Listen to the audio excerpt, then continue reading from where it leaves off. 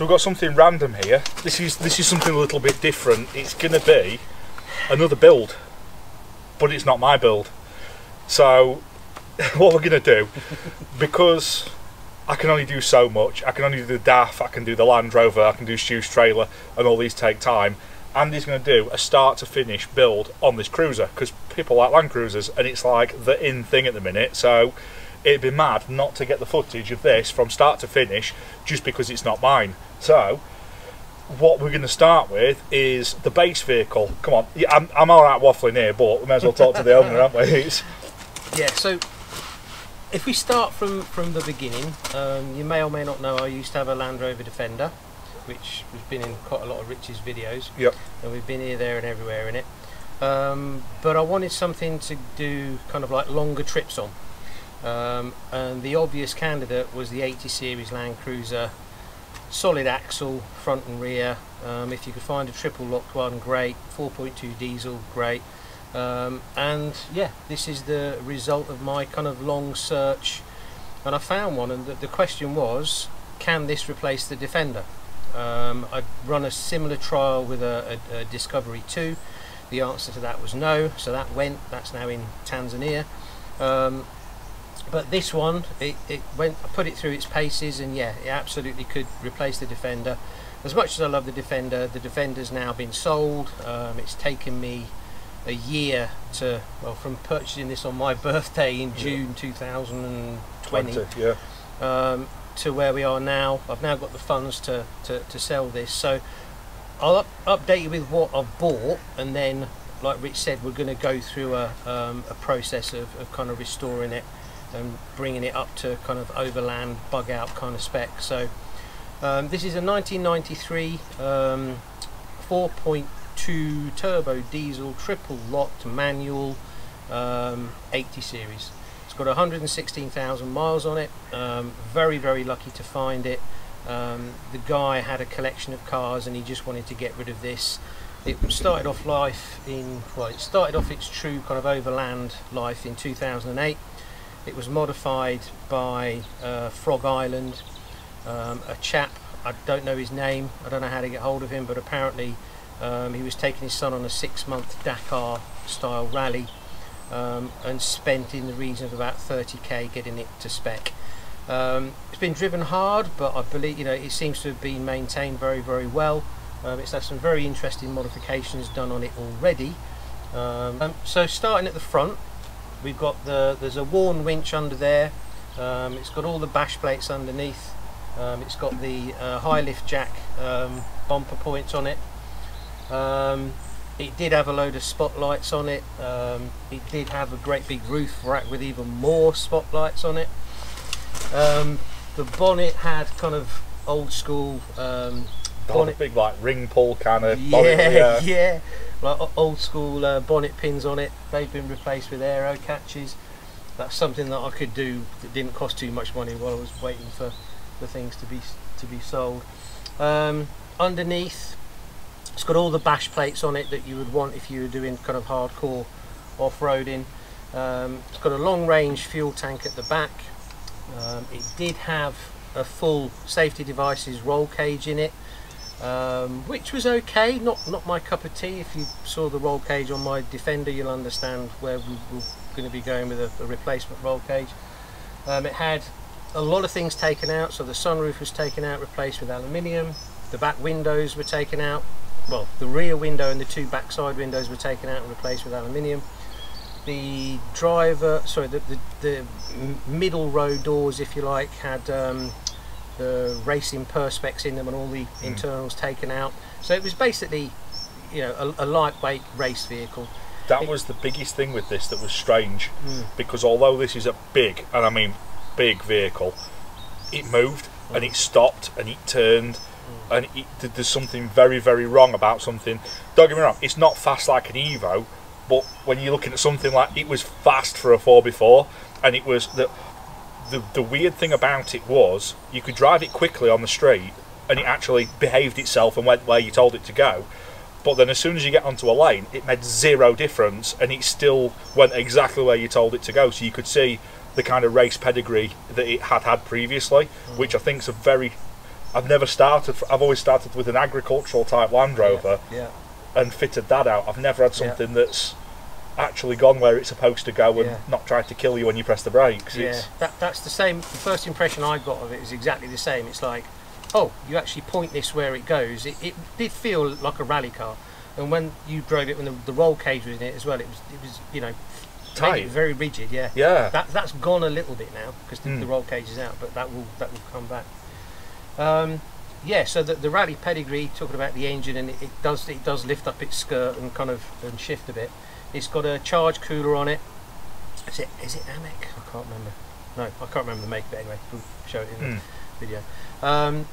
Yeah, it's had the pump tuned on it a little bit. We're going to be looking at the big end bearings in the next 2 weeks as well. So just the build that I've got planned, I've actually had my sensible head on. So this is going to be maintenance first.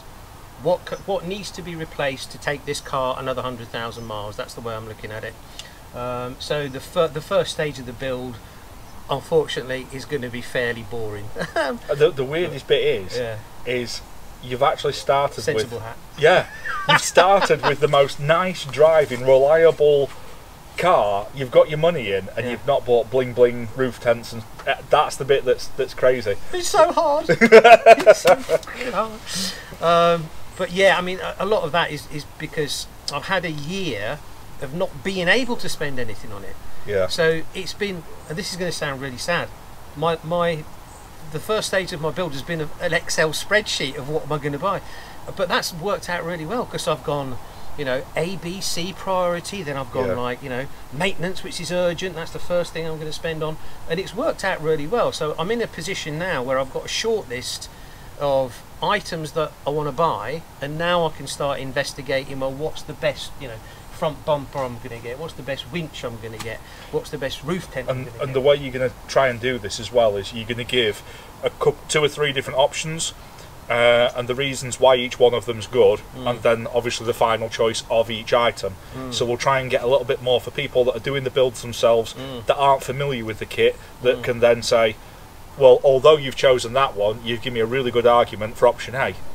And then it might work out, you know, because I think a lot of time with people's builds is you kind of get that target on the horizon and you go, I'm having that, and I'm having that for that reason, and you don't really show or look at anything else, whereas what you're going to try and do with this is show the options. Well, I've made the mistake before of rushing into it. Oh, that's really great, yeah, I'm going to have that.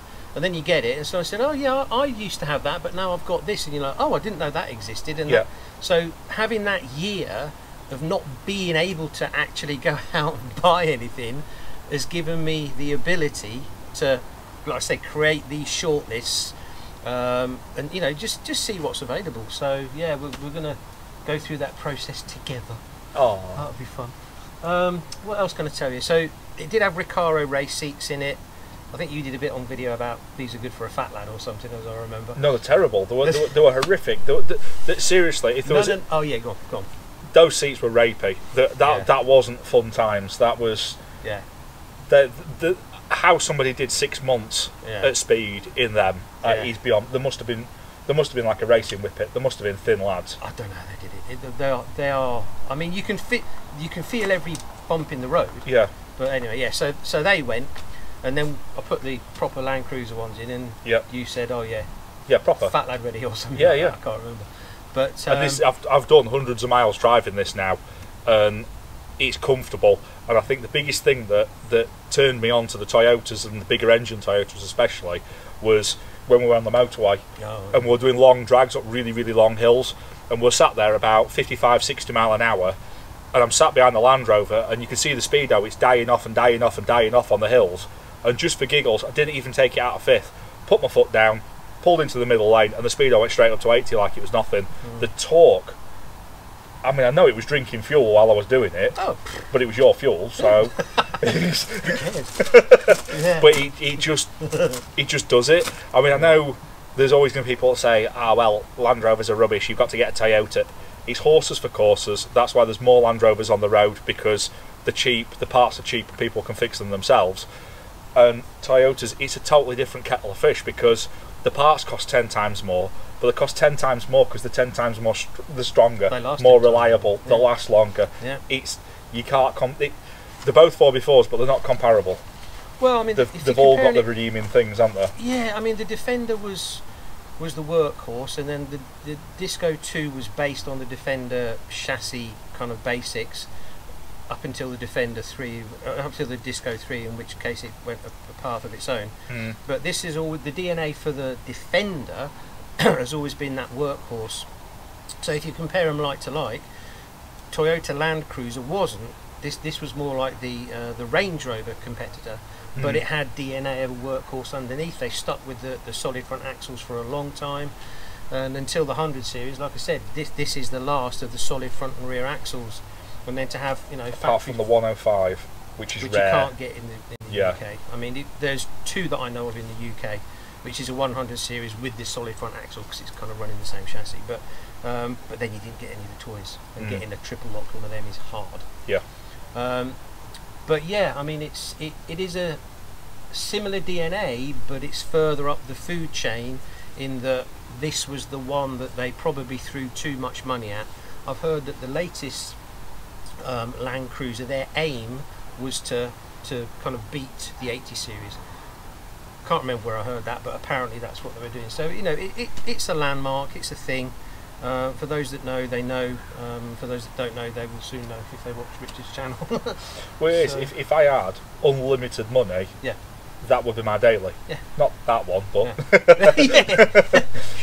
but if I had unlimited money, Yeah, it would be a 4.2 80 series. I'd have the auto though, because I'm lazy. I get that. Yeah, I just like autos, I do, yeah. and I'd have it retro mod. I would have it all modern sound system, all modern interior, all modern wheels, modern suspension, but with that as the base vehicle, because I think the late 90s was the pinnacle for anything to go off grid. yeah. Because once you went past that, it's like the Supras, Toyota Supra. Yeah. Oh, that was yeah. the last Yeah. high performance, Yeah. thick steel, Yeah. proper Yeah.